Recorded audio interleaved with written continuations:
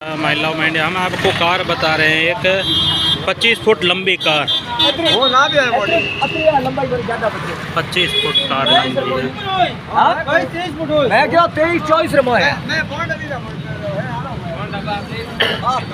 25 foot car लंबी आपको हम बता रहे हैं।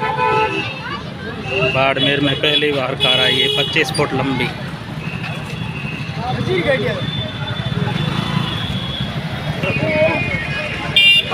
साहब जी, कार के बारे में बताओगे कुछ? क्या, कहाँ से आए हो आप? जोधपुर से। ये गाड़ी कैसे, अंदर सोने के लिए है क्या? शादी ब्याह के लिए। अच्छा, शादी ब्याह के लिए। अभी यहाँ को शादी के लिए बुकिंग इसलिए आए हो? अच्छा। लंबाई कितनी है सर? सिंध चौड़ा ला रही जाने। हाँ, सिंध चौड़ा ये ला रही है। करना जो। हाँ हाँ। लंबाई कितनी है इसकी? 21 फुट है। 21 फुट है ना?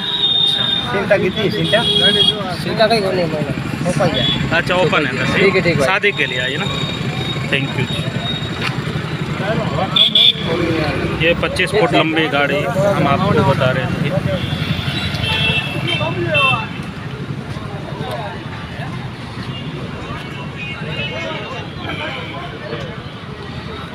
शादी के लिए गाड़ी आई है।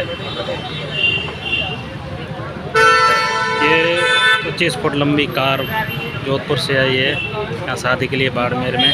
हमारा यह वीडियो लाइक शेयर ज़रूर करें।